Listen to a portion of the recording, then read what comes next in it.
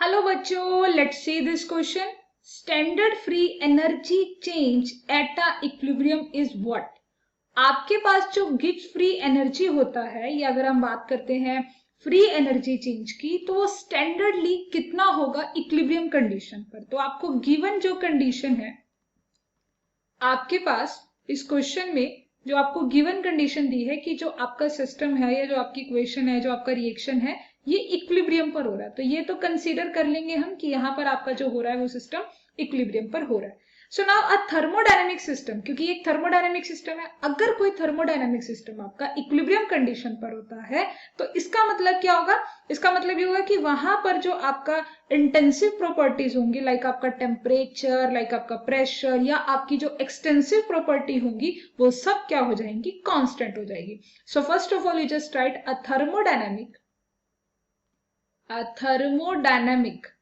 अगर हम एक थर्मोडायनेमिक सिस्टम की बात करते हैं, क्योंकि एक हम थर्मोडायनेमिक सिस्टम ले रहे हैं, thermodynamic system is set to be equilibrium. आप एक थर्मोडायनेमिक सिस्टम को क्या कह रहे हो कि वो एक इक्विलिब्रियम कंडीशन पर है। तो बेसिकली इक्विलिब्रियम कंडीशन पर आप उसे कब कहेंगे? इक्विलिब्रियम इफ अगर वहां पर हम प्रेशर, जो टेम्परेचर, जो इंटरनल एनर्जी, या फिर गिब्स फ्री एनर्जी या हेल्महोल्ट्ज एनर्जी जो होगी वो क्या हो जाए? कांस्टेंट हो जाए। तो बेसिकली ये कांस्टेंट होना पड़ेगा। ना using the key concept of the question, अगर हम की कंसेप्ट की बात करते हैं कि हमारा की कंसेप्ट क्या होगा, तो बेसिकली यहाँ पर जो आपका की कंसेप्ट होगा, as you know very well कि जो मेरे पास गिब्स यानी कि फ्री एनर्जी चेंज का जो इक्वेशन है, फ्री एनर्जी चेंज का जो इक्वेशन है, मैं वो यूज करूंगी यहाँ पर फ्री एनर्जी चेंज का equation, and that's the delta G equals to delta G naught, okay, plus RT natural log K। यहाँ पर आप यूज करेंगे इस की कंसेप्ट को, और ये हमारी इक्वेशन है। This is the free energy change, ये स्टैंडर्ड फ्री एनर्जी चेंज है। आप इसे लिख सकते हैं कि ये मेरा क्या है? एक फ्री एनर्जी चेंज है। आप इसे लिख सकते हैं कि ये क्या है? हमारा फ्री एनर्जी चेंज है। और आप इसे क्या लिखेंगे? आप इसे लिख सकते हैं this is the standard free energy change. You know, this is the standard free energy change. ये आपका स्टैंडर्ड फ्री एनर्जी चेंज है। आर आपका गैस कांस्टेंट है, टी आपका टेम्परेचर है, नेचुरल लो के आपका क्या हो जाएगा? Equilibrium constant. This is the equilibrium constant. तो ये आपका इक्विलिब्रियम कांस्टेंट होगा। वेल, आपको इस क्वेश्चन में मेंशन किया है कि आपका जो कंडीशन है वो इक्विलिब्रियम का कंडीशन है।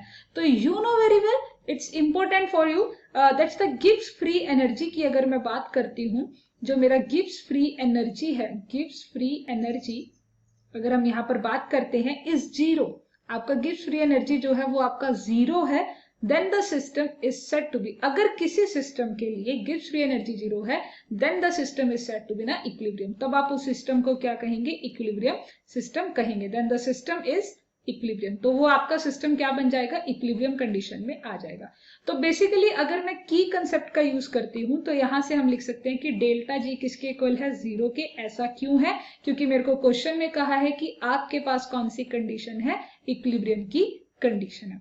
तो यूजिंग द की कंसेप्ट, अगर हम की कंसेप्ट को, जो कि मैंने ऑलरेडी एक्सप्लेन कर दिया था, तो अगर मैं अपने की कंसेप्ट का यूज करती हूँ तो मुझे क्या मिलेगा? That's a zero equals to, it's a zero equal to delta G not plus R T natural log K. अब अगर यहां से मुझे डेल्टा जी नोट का वैल्यू फाइंड आउट करना है तो कैसे आएगा? This is minus R T natural log K. So this is the standard free energy change at equilibrium. ये आपका रिलेशन आ गया है, और आप इस रिलेशन को ऐसे भी लिख सकते हो, this is also implies that delta G naught equal to minus के 2.303 R T LOG log base 10 equilibrium constant K. So this is also the relation, ये भी आपका रिलेशन होगा, माइनस के 2.303 RT log base 10 equilibrium constant K. सो यहाँ पर आपसे पूछा गया था क्वेश्चन में कि आपको स्टैंडर्ड फ्री एनर्जी चेंज बताना था इक्विलिब्रियम पर। ये जो मेरा रिलेशन आया है ये है standard free energy change relation at the equilibrium condition. Hope you understood it well. Thank you so much.